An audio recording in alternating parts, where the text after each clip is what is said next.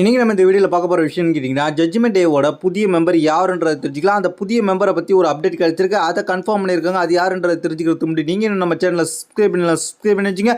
இதே போல் இன்ட்ரெஸ்டிங்காக ரெஸ்லிங் பார்க்குற உங்கள் ஃப்ரெண்ட்ஸுக்கு இந்த வீடியோ ஷேர் பண்ணி விட்டுட்டு நம்மளை டேக் பண்ணி விட்டுட்டு தொடர்ந்து பாருங்கள். ஃபஸ்ட்டு ஜட்ஜ்மெண்ட் டேயில் யார் யார் இருக்கான்னு கேட்டிங்கன்னா ஃபின் பாலர், டாமினிக் மிஸ்டீரியோ, ஜேடி மிக்மெனோ, கர்லிட்டோ, அதுக்கப்புறம் உமன்ஸ் ரெஸ்லர் 2 பேர் இருக்காங்க, லிவ் மோர்கன், அதுக்கப்புறம் ரெக்கி ரெண்டகல்.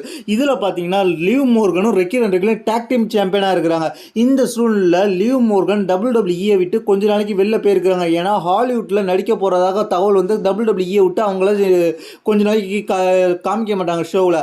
அதனால் லிவ் மோர்கன் வர வரைக்கும் யார் அந்த இடத்த இருக்க போகிறா அப்படின்ற ஒரு கேள்வி எழுந்திருக்கு. அதனால இப்போது WWE புதுசாக ஒரு மெம்பரை சேர்த்துருக்குறாங்க. அந்த மெம்பரை வந்து இந்த வாரம் ராவில் கூட நம்மளுக்கு ஷோகேஸ் பண்ணியிருப்பாங்க. அந்த மெம்பர் யாருன்னு கேட்டிங்கன்னா women's money in the bank qualification மேட்ச்சில் ஜெயிச்ச ராக்ஸ்னியை தான் இன்ட்ரடியூஸ் பண்ணுவார் ஃபின் பாலர் இன்ட்ரடியூஸ் பண்ணி பேசுவார். இவங்க தான் நம்ம டீமில் புதுசாக ஜாயின் பண்ணியிருக்காங்கன்ற மாதிரி சொல்லுவாங்க. ஆனால் லிவ் மோர்கனுக்கு ரீப்ளேஸ்ன்ற மாதிரி சொல்ல மாட்டாங்க, புதுசாக ஜாயின் பண்ணியிருக்காங்கன்னு சொல்லுவாங்க. அவங்க வந்து டாமினிக்கு ஒரு கிஃப்ட் கொடுப்பாங்க.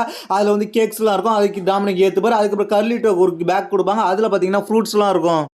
இப்போதைக்கு இந்த டீமில் ராக்ஸ்னியை சேர்த்தது ரெக்கி ரெண்டகலுக்கு கொஞ்சம் கடுப்பாக இருக்கிற மாதிரி காமிக்கிறாங்க. மற்றவங்க ஏற்றுக்கிட்டாலும் டாமினிக் மிஸ்டீரியோ புதுசாக யார் வந்தாலும் ஏற்றுப்பார். ஏன்னா அவர் கேட்டுக்கிட்டு இருந்த புதிய மெம்பர் வேணுன்ற மாதிரி இப்போது லிவ் மோர்கனுக்கு மாற்றாக வந்திருக்கிறாங்க.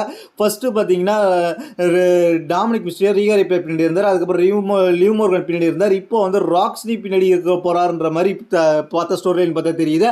ஆனால் ராக்ஸ்னிக்கு கொஞ்ச நாளைக்கு அப்புறம் வந்து லிவ் மோர்கன் வரும்போது லிவ் மோர்கன் ராக்ஸ்னின்ற ஃபீல்டு உருவாக போகுது. எப்படி வந்து அதே ஸ்டோரி லைன், அதாவது Rhea Ripley versus Liv Morgan story line ஓடிச்சு, அதே ஸ்டோரி லைன் கொஞ்ச நாளைக்கு ஓட்ட போகிறாங்க. இது எந்த அளவுக்கு கொண்டு போக போகிறாங்கன்றதை நம்ம பொறுத்து தான் பார்க்கணும். இப்போதைக்கு வந்து ராக்ஸ்னியை WWE வந்து ஜட்ஜ்மெண்ட் டேல சேர்த்துருக்காங்க. இதை பற்றி உங்களோட கருத்து என்னன்றது கீழே உள்ள கமெண்ட்ஸ் பண்ணுங்க. தேங்க்ஸ் ஃபார் வாட்சிங்.